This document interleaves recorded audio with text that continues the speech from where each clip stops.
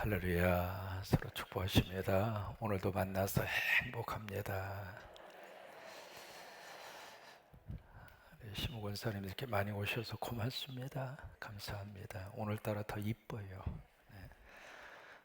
우리 역대하라고 하는 것은 바로 역사입니다. 우리가 역사라고 하는 말을 쓸 때 역사는 두 가지의 교훈을 담고 있습니다. 이렇게 하면은 하나님의 복을 받는다. 그게 이제 역사적으로 우리에게 보여주고 있는 하나의 실정이 되겠죠. 또 하나, 이렇게 하면 하나님 앞에 혼난다. 그 두 가지의 내용이에요. 그래서 특별히 역대하의 성경에 보시면 가장 많이 나오는 그 구절이 있습니다. 여호와와 함께 하심, 이 바로 이겁니다. 하나님과 함께 하셨다. 이게 이제 이스라엘의 역사를 바라보는 하나의 시각입니다. 그러니까 역사를 볼 때 관점에 따라서 이렇게 볼 수도 있고 저렇게 볼 수도 있고, 근데 이제 성경에서 말씀하시는 역사는 바로 이 관점에서 보고 있는 거죠. 하나님이 함께 하시느냐? 그러면 하나님의 복이 함께 하셔서 그리고 평강하게 되고 그리고 평화를 누리게 되고 특별히 전쟁에서 이기게 된다. 이게 이제 역대기가 바라보고 있는 역사의 관점이에요. 근데 만약에 하나님이 함께 하지 않으면 그 전쟁에서 패했다. 하나님이 함께 하지 않으면 삶의 자리에 너무 많은 고난과 역경과 어려움이 있었다. 그러니까 결론적으로 하나님과 함께 해라. 특별히 지도자가, 특별히 그 나라를 통치하는 그 왕이 어떤 일이 있어도 하나님 의지하고 하나님과 함께 해라. 그러면 나라도 편안하고 백성도 평화롭게 살고, 그게 이제 역대기라고 하는 성경이 주고 있는 교훈입니다. 우리 역대 특별히 하는 누구로부터 시작하느냐면 솔로몬부터 시작을 합니다. 솔로몬 그 다음에 왕이 누구냐면 르호보암이에요. 르호보암. 그리고 그 다음에 왕이 아비야. 그리고 그 다음에 왕이 아사입니다. 이런 식으로 역사가 쭉 흘러가거든요. 한번 해보실까요? 솔로몬, 르호보암, 아비야, 아사. 역사는 늘 암송해야 돼요. 뭐 다른 거 없습니다. 그러니까 이제 솔로몬부터 쭉 시작을 하는데 이 솔로몬 역대하가 솔로몬부터 시작하거든요. 그 역대하 1장 1절에 뭐라고 딱 시작을 하느냐면 솔로몬이 강성하게 된 것은 하나님이 함께 하셨기 때문이다. 이게 역대하 1장 1절입니다. 그 소리 시작을 해서 솔로몬이 참 솔로몬 때 얼마나 많은 부귀와 영화를 누렸잖아요. 여러분, 하나님이 함께 하시면 부족함이 없이 채워주세요. 물질도 채워주시고 사람도 채워주시고 나라도 잘 되게 하시고 가정도 든든하게 세워주시고, 그게 솔로몬이에요. 그래서 아주 강력한 그런 나라를 구축을 했는데 마지막 말년에 솔로몬은 하나님을 떠납니다. 이것 때문에 나라가 두 쪽으로 갈라지는 하나의 빌미를 제공을 해요. 어떤 의미에서 우리가 솔로몬을 들여다볼 때마다 하나님, 우리 자녀가 솔로몬같이 되게 해주세요. 그 기도를 하실 때 여러분, 솔로몬에게서 배울 수 있는 좋은 것만을 위해서 그렇게 기도하세요. 만약에 그냥 다 뭉뚱그려서 하나님, 우리 아들이 솔로몬같이 되게 해주세요 그러면 장가를 몇 번 가야 되느냐면 최소한 700번을 가야 돼요. 여러분, 자녀가 그렇게 되기를 바라는 부모가 어디가 있어요? 그건 아니잖아요. 그러니까 솔로몬이 처음에는 참 잘했습니다. 그런데 말년에 가서는 그의 인생에 하나님이 함께 하지 않았습니다. 하나님이 함께 하셨던 솔로몬과 하나님이 함께 하지 아니한 솔로몬의 결과가 극과 극입니다. 그래서 이제 나라가 두 쪽으로 갈라서게 됐고요. 그 다음 아들 르호보암이 왕이 됩니다. 그런데 르호보암은 여호와가 함께하지 않았습니다. 그래서 하나님이 함께하지 않아서 이곳은 르호보암 스스로가 하나님을 버린 거죠. 이게 함께하지 않아서 이 르호보암 바로 이 아들 때에 와서 남북한의 나라의 분열의 비극을 초래하는 그런 그 사람이 바로 르호보암이죠. 그 다음에 아비야라고 하는 이 사람은 바로 이 아버지가 그런 모습을 보였음에도 불구하고 아비야는 그것을 극복을 합니다. 하나님이 함께 하신 거예요. 그러니까 하나님 붙잡고 아비야가 3년 동안 통치하면서 이 나라의 그 어려운 그런 상황을 잘 그렇게 극복을 하는데, 이 아비야가 통치를 하던 시절에 바로 북쪽에 이스라엘의 여로보암이 공격해 들어옵니다. 그 공격해 들어오는데 아비야의 군대는 바로 40만이었고 여로보암의 군대는 80만이었거든요. 수적으로 열세인 이 상황 속에서도 아비야가 거기서 승리를 해요. 왜요? 하나님이 함께 하니까. 그 다음에 아사, 그러니까 솔로몬의 입장으로 보면은 바로 그 증손자가 되겠죠. 증손자가 통치하는 이 아사 때에 누가 공격해 들어오느냐면 구스, 지금으로 말하면 에티오피아 그쪽에 있었던 세라라고 하는 사람이 공격을 해옵니다. 공격을 해오는데 이게 100만 대군을 이끌고 온 거예요. 근데 수적으로 도저히 싸워서 이길 수 없는 그 상황에서 아사가 어떻게 했는가? 그 앞에 14장 11절 유명한 아사의 기도예요. 이 기도를 하나님 앞에 간절히 드립니다. 그러니까 이 기도는 바로 뭐냐면 하나님 함께하여 주세요. 하나님 저와 함께 해 주세요. 그 기도예요. 그 기도를 하는데 11절에 한번 고백 한번 하십니다. 아사가 그의 하나님 여호와께 부르짖어 이르되 여호와여 힘이 강한 자와 약한 자 사이에는 주밖에 도와줄 이가 없사오니 우리 하나님 여호와여 우리를 도우소서. 우리가 주를 의지하오며 주의 이름을 의탁하옵고 이 많은 무리를 치료하나이다. 여호와여 주는 우리 하나님이시오니 원하건대 사람이 주를 이기지 못하게 하옵소서 하였더니 아사가 이 기도를 합니다. 이 기도 가운데 지난번 우리가 함께 손들고 고백했던 것처럼 주여 주여 주여, 그게 아사의 기도입니다. 그러니까 3번이나 부르짖으면서 하나님 앞에 주여, 하나님이 도와주셔야 합니다. 주여, 하나님이 함께 하셔야 됩니다. 군대의 숫자로 봐서는 도저히 우리가 이길 수 없고 이 불가능합니다. 그러나 하나님이 함께 하시면, 하나님이 도와주시면 이 싸움에서 이길 수 있습니다. 여러분 힘들 때마다 손 들고 하나님 앞에 주여 주여, 여러분 그 기도를 하나님이 들으셔요. 한번 해보실까요? 주여 3번 시작. 그래요. 내 몸이 아프고 힘들 때에도 주여 주여 주여, 그 기도만 하셔도 하나님이 들으신다 그 말. 자녀들을 위해서 주여 주여 주여. 속이 답답하고 괴로울 때 어떻게 하겠어요? 그 답답함과 괴로움을 가지고 하나님 앞에 주여, 운전하면서도 주여. 여러분 발음을 잘 하셔야 돼요. 잘못하면 죽여가 되니까. 그렇게 세게 하지 마시고 부드럽게 다시 한 번만 하십니다. 시작. 근데 그 기도를 하나님이 들으셨어요. 그래서 이 구스 사람 세라의 그 적을 깨끗이 누가 물리쳐 주셨는가? 하나님이 물리쳐 주셨어요. 그게 이제 아사의 승리입니다. 그러니까 여기 솔로몬부터 시작을 해서 아사까지만 보더라도 그 다음도 마찬가지입니다. 그 다음 왕이 여호사밧이거든요. 여호사밧도 마찬가지예요. 무슨 관점으로 역사를 평가하고 보는가? 이거예요. 하나님이 함께 하셨느냐? 그러면 어떤 전쟁 속에서도 막아주셨다. 하나님이 함께 하지 않았느냐? 그 전쟁에서는 패했다. 여러분 지금도 이 원리와 이 말씀의 역사가 그대로 우리 삶 속에서 적용이 됩니다. 하나님이 함께 하시면 코로나로부터도 하나님 막아주시고, 하나님이 함께 하시면 세상은 요동친다 할지라도 하나님이 우리 자리를 도와주시고, 하나님이 함께 하시면 우리 자녀들 지금 보기에는 마음에 들지 않아도 시간이 지나면서 하나님 우리 자녀들을 세워주시고 하나님이 들어 쓰시게 되고, 70년 동안 우리 성광교회 안에 하나님이 함께 하셨습니다. 우리 교회 역사를 가만히 들여다보면 여러 가지 소용돌이도 많았고 파도도 많이 치고, 그 속에서도 우리 귀한 이대 목사님 끝까지 꽉 붙잡아 주셔서 천국 가실 때까지 이 교회를 잘 섬기게 하시고 그것도 하나님이 함께 하신 거잖아요.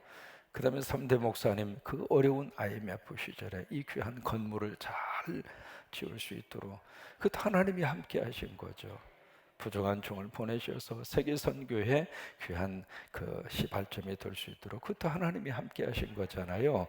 그러니까 하나님이 함께 하시면 어떤 상황 속에서도 승리하고 살아요.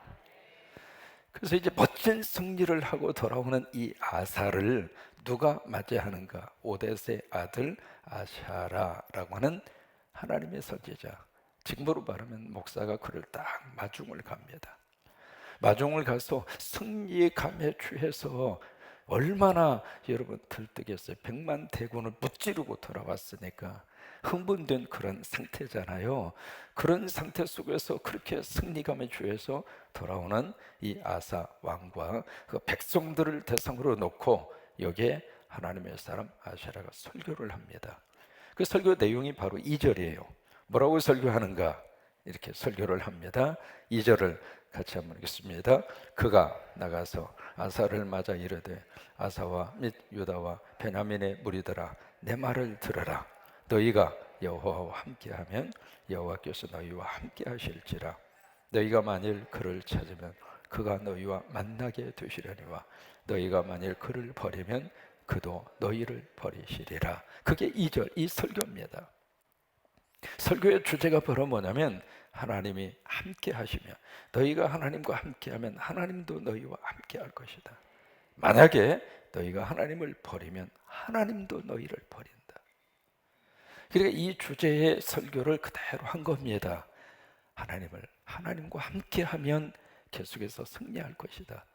이번의 승리도 하나님이 함께 하셔서 승리하는 것처럼 승리감에 도취해서 솔로몬처럼 말년에 하나님 버리고 그렇게 살지 말고 르호보암처럼 하나님이 함께 하지 않아서 애굽의 시삭 왕에게 철저하게 망해버린 그런 인생 살지 말고 앞으로도 계속 하나님과 함께 해라. 하나님이 함께 하시도록 그렇게 신앙생활을 해라. 그거예요. 하나님을 가까이 해라. 그러면 하나님도 너희를 떠나지 않고 함께 하실 것이다. 여러분 믿으시면 아멘. 그 설교의 말씀을 강력하게 그들에게 설교를 합니다. 하면서 이제 3절에 보시면은 사사시대, 이게 사사시대거든요. 3절의 말씀이 역사적인 하나의 실례를 지금 여기에 아사랴라고 하는 주의 종이 들고 있는 겁니다. 사사시대 하나님 참신도 없었고 제사장도 없었고 율법도 없은 지가 오래되었으나 그게 한 400년 동안 지속이 됐으니까요. 그러나 그 속에 그 환난 때 4절에 보시면 하나님 앞에 돌아와서 하나님을 찾는 역사가 있었다. 그때 하나님이 그들을 만나 주시지 않았느냐, 그 이야기를 그들에게 해주고 있는 겁니다. 그래서 이 설교의 말씀을 쭉 들은 다음에 8절에 보시면은요, 이 설교를 듣고 아사가 은혜 받았어요. 은혜 받고 아멘 하고 그 설교의 말씀을 적용을 합니다. 여러분 이게 참 중요합니다. 말씀의 은혜를 첫째는 받아야 되죠. 왜? 은혜 받아야 귀에 들립니다. 귀에 들려야 뭔가 내 속에 깨달아지죠. 깨달아져야 사람은 움직이는 거거든요. 그러니까 은혜 받는 것이 첫째예요. 여러분 오실 때마다 하나님으로부터 은혜 꼭 받으세요. 따라서 한번 하세요. 교회에 와서 열받지 말고 은혜 받자. 절대 열받지 마세요. 열받칠 일이 있으면 열은 자꾸 에어컨 앞에서 식히시고 열받지 마시고 교회 오셔서는 뭐라도 받으셔야 되는데 뭘 받는가? 하나님이 주시는 은혜를 꼭 따고. 그래서 우리가 믿음 생활할 때 마리아처럼 신앙생활하면 복 받아요. 마리아가 그 앞에 막 달라 이거야. 그러니까 은혜 받잖아요. 은혜도 막 주시고 성령도 막 주시고 하나님의 복도 막 주시고 건강도 막 주시고 자녀들도 막 하나님께서 들어쓰시고, 그러니까 막 달라 마리아, 막 달라고요. 막 달라고요. 그러니까 이 아사 왕이 은혜를 받았어요. 은혜를 받고 여기 이제 8절에 뭘 하는가 가만히 한번 들여다보시면 8절이 아사가 이 말 곧 선지자 오뎃의 예언을 듣고, 이 오뎃이 누구냐면 그 앞에 있는 오뎃의 아들 아샤랍니다. 그 설교를 듣고 마음을 강하게 하고 마음에 굳게 결심을 한 거죠.